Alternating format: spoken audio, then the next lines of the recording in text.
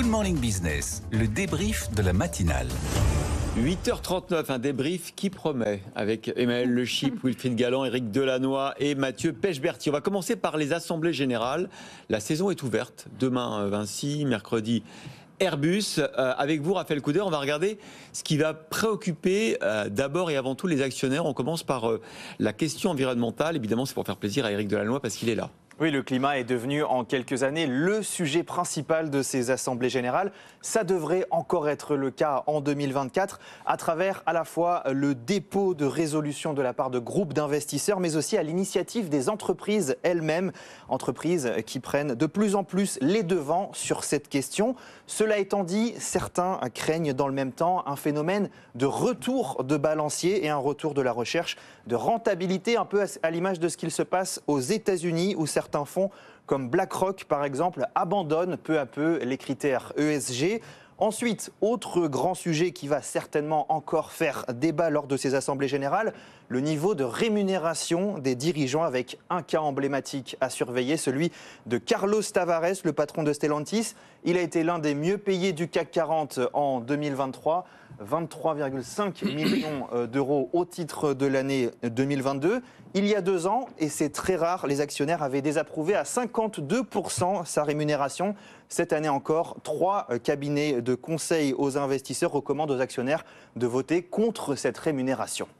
Voilà, l'environnement et les salaires, c'est 2 beaux sujets pour l'Assemblée générale. On commence peut-être par l'environnement. Effectivement, Éric Delannoy, on le disait, malgré certains reculs aux États-Unis, en tout cas on l'affiche moins, on s'en vante moins.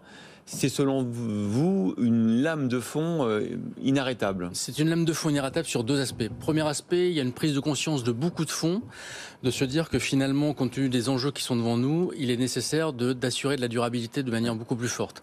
Et donc, il y a des fonds très importants. Follow-This, c'est un fonds activiste qui gère aujourd'hui 3 900 milliards de dollars d'actifs, qui aujourd'hui fait de l'activisme dans les conseils d'administration. Ils représentent 5% du capital de Shell et ils viennent récemment de faire en sorte que Shell se mette en accord avec les accords de Paris. Donc il y a des fonds d'investissement qui commencent à en prendre conscience.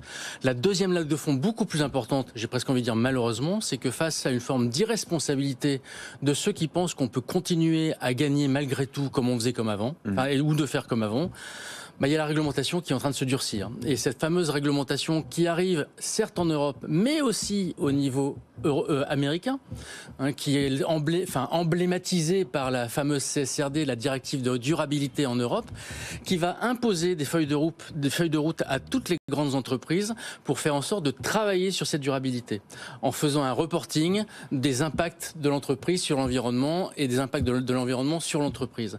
Et cette directive va être obligatoire et va permettre une comparabilité des différentes entreprises par rapport à des investisseurs qui veulent pouvoir diriger leur argent vers des comportements plus vertueux. Donc on voit bien qu'il y a quand même cette espèce de, on l'évoquait avec Emmanuel tout à l'heure, de bon sens qui peut-être va un jour arriver dans les actionnaires, qui est finalement que peut-être pour gagner plus longtemps, il faut accepter de gagner moins. Et d'ailleurs, Emmanuel, vous croyez plus d'ailleurs à ce fameux bon sens plus qu'à la réglementation, non? Je ne sais pas s'il faut appeler ça du bon sens, mais effectivement, c'est un peu, c'est ce qui fait la force du capitalisme. C'est presque cette plasticité, en fait, c'est sa magie. C'est-à-dire que j'aime pas tellement la façon dont Éric présente les choses, c'est-à-dire comme si d'un seul coup des gens devenaient raisonnables, soucieux des intérêts de la planète, etc. Non, tout simplement, ces fonds se rendent compte que la meilleure façon de préserver leur intérêt est de gagner beaucoup d'argent à long terme. Et alors là, je suis d'accord avec cette idée qui est quand même le bon sens absolu, c'est-à-dire que si vous préservez votre entreprise sur le long terme, c'est mieux que si vous avez des œillères et que vous êtes sur le court terme. Et c'est d'ailleurs ça ce qui fait toujours le succès des boîtes familiales par rapport aux autres. Souvent, c'est cette forme de sagesse. Mais grosso modo, on voit bien que tout ça se fait par intérêt, par opportunisme, par volonté d'innovation, de développer des nouvelles technos. Donc moi, je ne crois pas que ce soit de la morale dans tout ça, il n'y en a pas. Et c'est pour ça que moi, je suis assez confiant sur le fait que, alors, ces réglementations qui sont des catastrophes absolues, parce que c'est un pur enfer à mettre en place, c'est encore des tas de trucs incompréhensibles. Je rappelle quand même qu'il y a 9 entreprises sur 10 qui sont déjà incapables de mesurer la quantité de CO2 qu'elles émettent. Donc tous ces règlements, c'est du grand n'importe quoi, ça ne sert à rien. Sauf qu'il y a cette magie du capitalisme qui fait que par intérêt, on y arrivera et on verra que ces réglementations, franchement, c'est pas très important. Wilfried Galland. Non, moi, ce qui m'a intéressé, je reviens sur la tribune que Eric a fait dans les Échos vendredi. C'était beaucoup plus complexe et j'ai trouvé beaucoup plus riche que simplement mettre l'accent sur la partie environnementale. Il y a la partie effectivement. Il régresse d'ailleurs, globalement. Si on regarde les classements, sur tout le ESG en général, c'est la partie environnementale qui depuis 2 ans régresse le plus. En revanche, là où Eric insiste, et je pense que c'est très important, c'est effectivement d'avoir une vue de l'entreprise sur son environnement en général, y compris donc ses fournisseurs, ses employés, être capable d'être un créateur de valeur générale. Et ça, je pense que c'est vraiment quelque chose d'important, là aussi, pour créer des choses dans le long terme, plutôt qu'effectivement se focaliser uniquement sur l'aspect environnemental, sur lequel on peut avoir également des divergences sur la partie réglementaire. Eric ? Non, je suis d'accord pour dire qu'effectivement, c'est une approche un peu holistique des impacts de l'entreprise sur la société en général. Maintenant, pour reprendre ce qu'évoquait Emmanuel, on a quand même un problème avec ce fameux bon sens du capitalisme. C'est que le capitalisme, il a le sens d'abord de ses intérêts. Et qui, depuis Milton Friedman, dit c'est d'abord l'intérêt des actionnaires plus que l'intérêt de la société. Or, le problème que l'on a, qui fait que ça ne va pas aller assez vite, c'est que les investissements qui sont nécessaires pour pouvoir faire cette transition énergétique sont souvent à ROI négatif. On le voit d'ailleurs de manière caricaturale avec les agriculteurs. Ouais. On leur demande de faire des investissements pour baisser leur production, ce qui est quand même incroyable. Un industriel à qui on va demander de faire des investissements pour verdir son outil de production et qui n'aurait aucun impact sur la valeur... Et parfois pour que les consommateurs consomment moins. Pour que les consommateurs consomment moins envie de consommer. Bien sûr, c'est très difficile à prendre pour les actionnaires. Ouais. Et donc, ces investissements à ROI négatif, mais qui sont à ROI positif pour la société, comment voulez-vous que l'esprit du capitalisme, s'il ne met pas un petit peu, non pas de morale, mais en tout cas de sens des responsabilités, prenne cette décision? Il faut vraiment une sacrée volonté et qu'il soit aidé par le législateur. C'est parce qu'on essaye de forcer le calendrier. Parce que en fait, ce capitalisme que tu décris, il est très récent. En fait, c'est le capitalisme qui commence années 70. Oui, c'est ça, fin des années 70, années 80, mais qui n'est pas la forme de capitalisme qui a préexisté avant, qui n'est même pas celle. En gros, on voit bien que tous les 50 ans, on a une nouvelle forme qui émerge. Et dans la nouvelle forme qui émerge, effectivement, il y a toutes ces considérations qui sont davantage prises en compte, c'est certain. Et on va, oui, certainement, vers un capitalisme plus durable, moins orthogonal aux intérêts de la planète. Ça, c'est certain. Mais encore une fois, moi, je ne crois pas à ces réglementations qui, parce qu'elles veulent aller trop vite, risquent de nous mener dans le mur. C'est-à-dire que ton ROI négatif, parce qu'on veut aller trop vite, peut se transformer en ROI positif si on laisse un temps d'adaptation qui fait qu'au final, encore une fois, c'est ça le plus important, on atteindra les objectifs qu'on s'est fixés, peut-être un peu plus tard, mais au moins on les atteindra. Ça vaut notamment pour l'industrie automobile et sa transition par l'électrique. Autre contradiction finalement de cette de RSE aussi, c'est la rémunération des patrons. Est-ce qu'il faut mieux très bien rémunérer un patron parce qu'il est le garant, comme vous le disiez Emmanuel, d'une stratégie réussie? Est-ce qu'un patron qui excelle, on parle de Stellantis évidemment, Stellantis qui a retrouvé des marges incroyables, qui a retrouvé un niveau de compétition mondiale formidable, ça vaut peut-être 23 millions de dollars pour son patron. En tout cas, ce que les investisseurs critiquent lorsqu'ils critiquent ces rémunérations élevées, c'est pas tant le montant, chacun se fait son avis, je pense que Carlos Tavares, on ne sait même pas s'il va toucher 23 ou 30 ou 35 en fonction des performances. On n'est plus à 1 million d'euros près, j'ai envie de dire.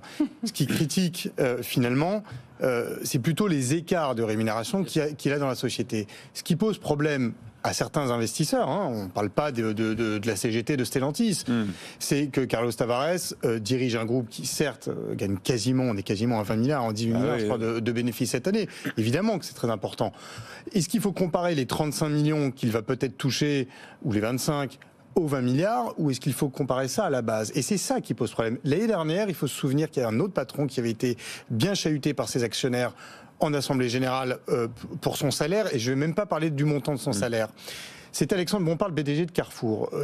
C'était passé à 55 ou 56% ou 58, il me semble. Et là, on est aussi dans le même exemple, pas tant du montant de la rémunération du patron, mais de l'écart avec, entre guillemets, la caissière du supermarché. Dernière chose, pardon, mais c'est important. L'autre patron dont on parle peu, mais tous les ans affiche des rémunérations très importantes, c'était Bernard Charlet chez Dassault Systèmes.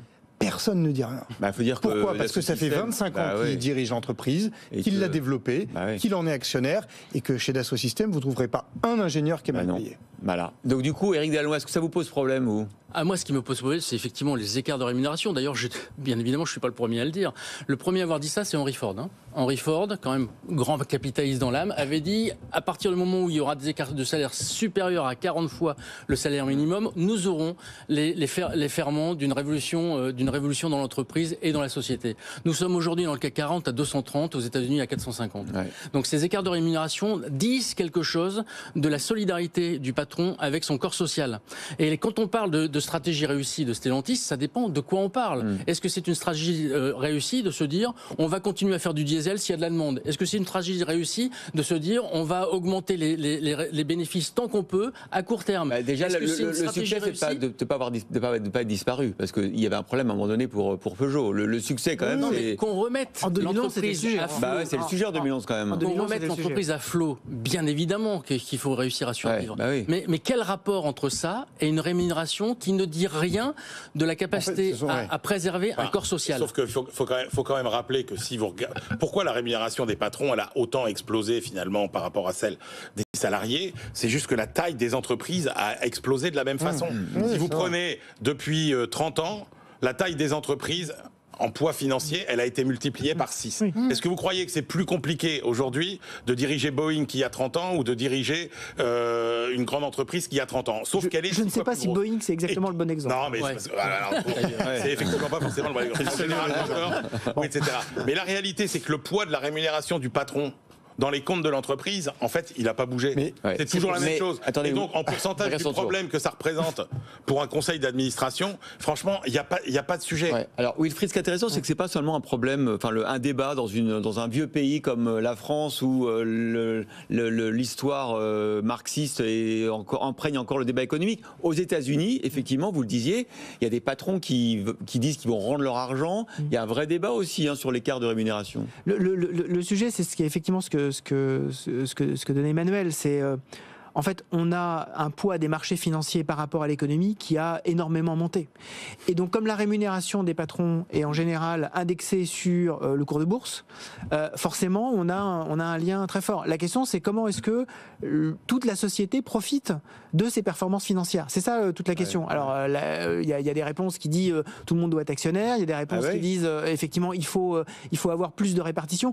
Il faut un mélange politique de beaucoup de choses pour avoir le sentiment d'une prospérité partagée et non pas d'un capital accessible à tous. C'est un débat passionnant, bien évidemment. On le poursuivra, mais quand même, il y a le dossier Atos, c'est nos informations du jour, parce que c'est la dernière ligne droite. Il y a la restructuration qui intervient cette semaine avec Atos qui doit présenter son plan de rééchelonnement de la dette, d'arrangement avec les créanciers. C'est demain ou même aujourd'hui.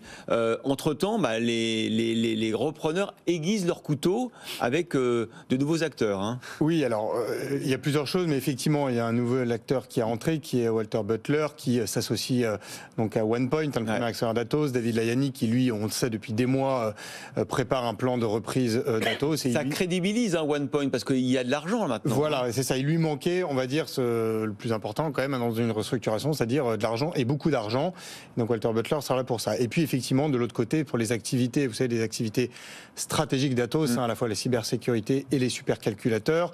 L'État avait dit que ça y est, ils allaient un petit peu s'agiter enfin sur le dossier. Effectivement, c'est directement l'administration de Bercy, d'ailleurs, l'agence des participations de l'État, qui est en train de se pencher sur le dossier, de rentrer dedans. Ils ont recruté une banque conseil pour orchestrer cette solution. Ils sont en train de faire venir avec eux Dassault Aviation qui est en train d'étudier le dossier pour aider l'État à reprendre ses activités qui sont très importantes pour la conception du Rafale. D'ailleurs. Exactement. Wilfried Galland, il faut rappeler quand même qu'Atos, c'est 100 000 salariés, plus de 10 milliards de chiffre d'affaires. Alors on est dans un scénario où on se demande effectivement, en fait, non pas s'il va y avoir démantèlement, mais comment le démantèlement va avoir lieu, comment est-ce que tout ceci va être réparti.